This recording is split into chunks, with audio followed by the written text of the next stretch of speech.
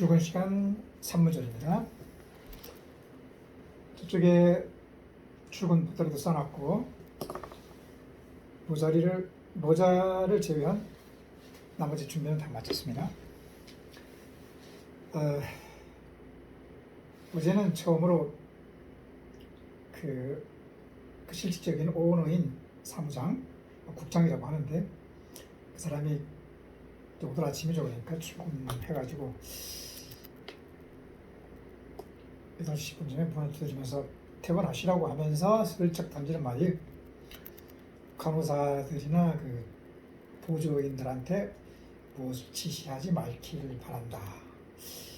알고 보니까 별거 아니었어요. 그 환자를 이렇게 그 관을 바꿔주는데 오른손 왼손을 다 써야 되는데 그래도 손이 모자라서 내가 이것을 도와달라고 했는데 그것을 갖다가 이제 아마 중국 교포가 자기들은 그 관리인이지 그 의사를 도와주는 사람이 아니라는 식으로 아마 얘기한 것 같아요.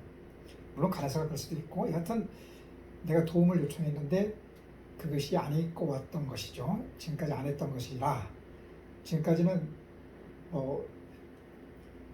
의사 혼자 하던 것이다. 근데 왜 이 의사는 자기들한테 무엇을 할 걸 이렇게 요구하느냐, 뭐 그런 불만을 최고 경영자한테 했던 것 같습니다. 근데 그게 사실은 그 어려운 일이거든요.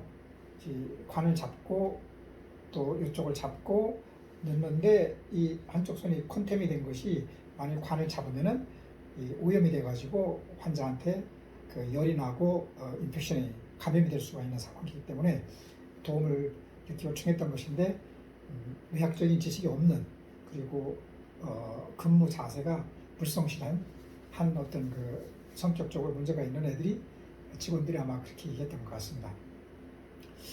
좀 기분이 유쾌하진 않았지만은 생각해 보니까 이런 것이 소소하게 있을 수 있는 그 근무상의 스트레스가 아닌가 이런 생각이 들지만은 내 목표가 분명하고 그 목표를 이루기 위해서 여기에 잠시 와 있는 것이기 때문에 나를 드러내기 전까지는 나는 그 목표를 완성하고 나서 여기를 떠날 때 말없이 떠나는 것이 가장 좋은 그 행동이라는 생각이 듭니다.